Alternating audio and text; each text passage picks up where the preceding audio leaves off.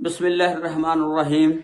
अस्सलाम वालेकुम वरहमतुल्लाहि वबरकातुहू। की हाल चाल है जी? ठीक ठाक हो? उम्मीद है अल्लाह ताला दे हुक्म दे नाल इंशाअल्लाह तुसी सारे ठीक ठाक होवोगे। अल्लाह ताला सब ते रहमत फरमाए। अल्लाह ताला सब नूं अपने हिफ्ज़ो ईमान दे विच रखे।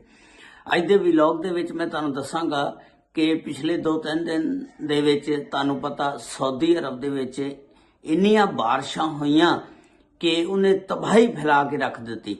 बड़िया नवीं वीडियो आईयां ने जिहदे विच कारां बह रही ने और पानी इन्नी स्पीड नाल चल रहा कि कारां दी तुसी देखो किस तरह स्पीड दे नाल जा रही ने। ते उस दी मुकम्मल तफसीलात अज दी इस वीडियो दे विच मैं तुहानूं दसांगा। ते नाल 4 जिहड़े अल्लाह दे नेक बंदे सी ਉਹ भी इस नदी टुटण दे विच उन्हां दी कार जिहड़ी सी ਉਹ बह गई आ ਜਦੋਂ सलाबी रेले ने जोर मारिया।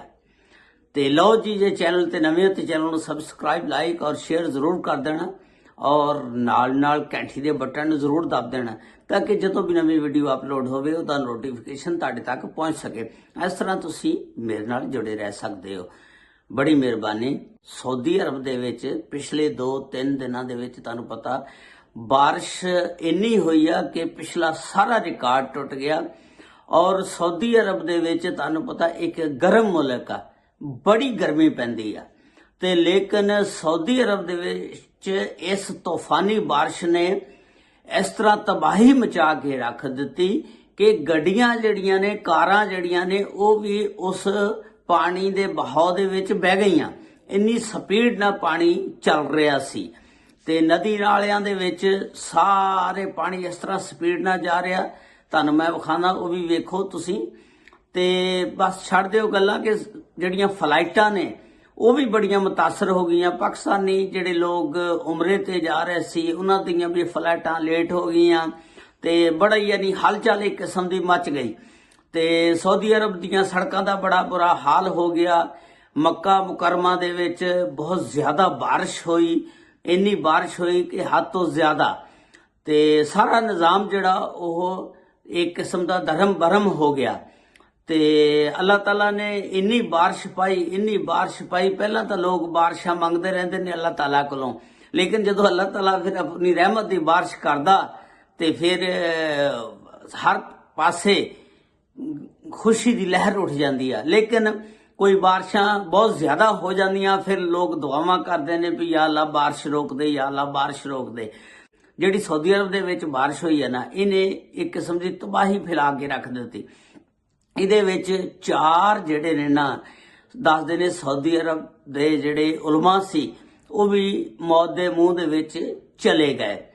ते वो जिहड़े 4 सऊदी अरब दे उलमा सी जिन्हां दियां लोग मजलसां महफिलां दे विच जांदे हुंदे सी, बहिंदे हुंदे सी, दसदे ने बड़े अल्लाह दे नेक बंदे सी, वलीउल्लाह सी और नेकी दा काम दीन दा काम करदे सी। ते लेकिन वो भी एक सलाबी रेले दे विच उन्हां दी कार जिहड़ी बह गई ते वो भी मौत दे मूंह दे विच चले जांदे ने।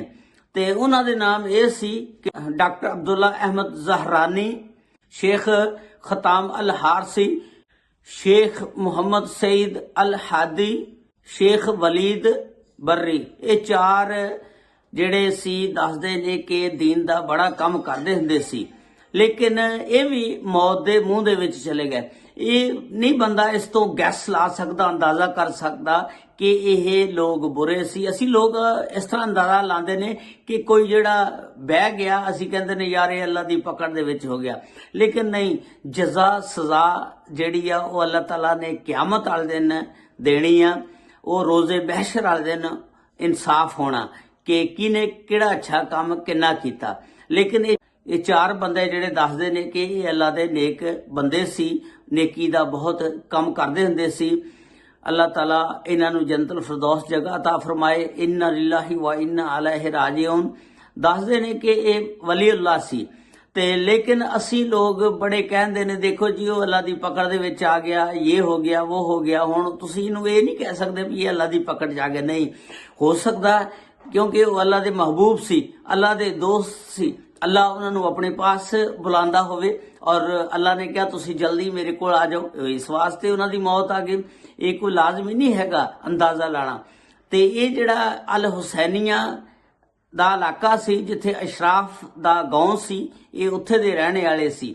ਤੇ ਬਸ ਆਪਣੀ ਕਾਰ ਦੇ ਵਿੱਚ ਨਿਕਲੇ ਨੇ, ਇੱਕ ਨਦੀ ਦੇ ਵਿੱਚੋਂ ਐਸਾ ਬਹਾਓ ਸਲਾਬੀ ਰੇਲਾ ਨਿਕਲਿਆ ਕਿ ਉਹਨਾਂ ਦੀ ਕਾਰ ਨੂੰ ਵੀ ਬਹਾ ਕੇ ਲੈ ਗਿਆ ਤੇ ਉਹਨਾਂ ਦੀ ਕਾਰ ਵੀ ਉਹਦੇ ਵਿੱਚ ਬਹਿ ਗਈ। ਕੁਝ ਵੀਡੀਓਜ਼ ਨੇ ਸਾਊਦੀ ਅਰਬ ਦੀਆਂ ਸਲਾਬੀ ਰੇਲੇ ਦੀਆਂ, ਉਹ ਮੈਂ ਤੁਹਾਨੂੰ ਵਿਖਾਣਾ, ਉਹ ਵੇਖੋ। ਯਾਨੀ ਇਸ ਤਰ੍ਹਾਂ ਦੀਆਂ ਵੀਡੀਓਆਂ ਨੇ, ਵੇਖ ਕੇ ਬੰਦਾ ਹੈਰਾਨ ਹੋ ਜਾਂਦਾ ਕਿ ਸਾਊਦੀ ਅਰਬ ਦੇ ਵਿੱਚ ਪਹਿਲੀ ਦਫਾ ਇਸ ਤਰ੍ਹਾਂ ਦੀ ਬਾਰਿਸ਼ ਹੋਈ ਆ। ਤੇ ਮੈਂ ਤਾਂ ਖੁਦ ਦੇਖ ਕੇ ਹੈਰਾਨ ਹੋ ਗਿਆ ਕਿ ਕਾਰਾਂ ਨਦੀ ਦੇ ਵਿੱਚ, ਪਾਣੀ ਦੇ ਵਿੱਚ ਜਾ ਰਹੀਆਂ ਨੇ। ਤੇ ਆਓ ਉਹ ਵੀਡੀਓ ਮੈਂ ਤੁਹਾਨੂੰ ਵਿਖਾਣਾ। ਅੱਲਾਹ ਤਾਲਾ ਸਭ ਤੇ ਰਹਿਮਤ ਫਰਮਾਏ।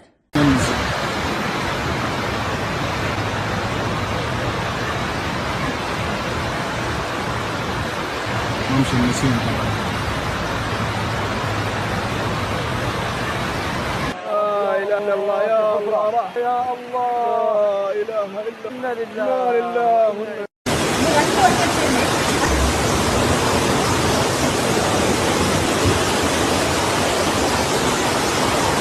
والله مستوى المويه غير عادي، نزلت مويه في ساعتين امطار.